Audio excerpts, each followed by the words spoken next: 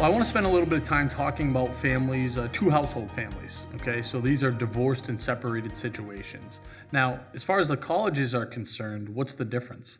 The short answer is they don't see a difference between a divorced household and a separated household. So long as there are two different addresses and the parents do not file jointly, they consider that to be the same thing.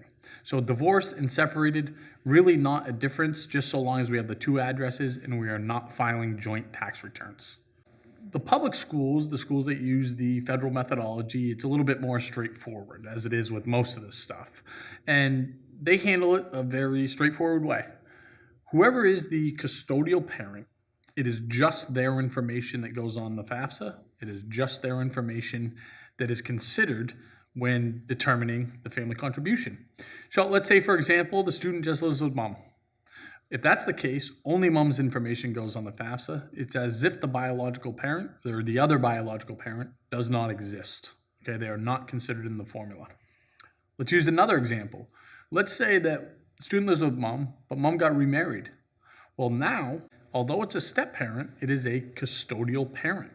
So it would be mom and new partners or new spouses' combined information that would be considered when coming up with that family contribution, still as if the non-custodial biological parent does not exist.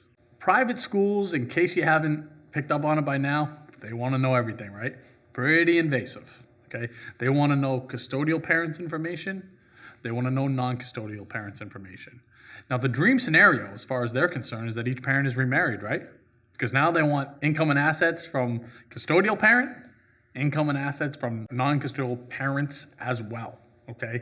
So as you can probably guess, the family contribution can get pretty high in that scenario. Now, what are some other things that we should be aware of if we are a family that falls into these multiple household divorced or separated situations? One of them is that, let's say, for example, the student spends some time at each household, and it's really pretty even, and they both live in the vicinity of the high school. Who should we use as the custodial parent? Well, this is where we want to use the system to our advantage, okay? We want to use the custodial parent that has the least income, the least assets, the one that's going to give us the lowest family contribution. So what we tell families that are in this scenario is just make sure that student spends at least one more night of the year at the parent's household that has the lower income, the lower assets, the lower family contribution, okay? Do what's going to be the best for you guys. And a common misconception is we must have to be the parent that claims the student as an exemption in order to be the custodial parent on the financial aid applications. That's actually a myth. That's not true. It does not matter who claims a student as the exemption. It only matters who is the quote-unquote custodial parent. So what we want to do, again, if there's a option to choose from either parent, we want the custodial parent to be the one that has the least income, the least assets, the lowest EFC. It doesn't matter if it's a public school or a private school. Public school is only going to consider the custodial parent. Private school is going to consider the information in both households. Well, we've been doing this long enough, and every year we run into some tricky situations. Some situations where we're working with a parent or parents, and there's a biological parent that is kind of off the grid or at the very least uncooperative.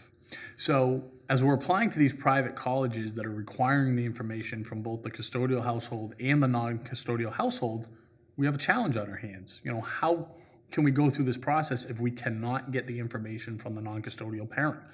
Well, each school has a different process, okay? There's not like there's one universal rule here. So let's say, for example, we're applying to 4 colleges that are going to require that non-custodial information. The first thing that we need to do is pick up the phone, call each one of those colleges, and explain to them our situation. Say, here's the deal. And what they're going to have us do is jump through a few hoops in order to prove what we're saying. And usually what that entails is that we're going to have to get something in writing from the student, something in writing from the parent, and then usually something in writing from a third party. Oftentimes this is an attorney or a guidance counselor or a clergy member to say, what this family is telling you, to my knowledge, is in fact the truth.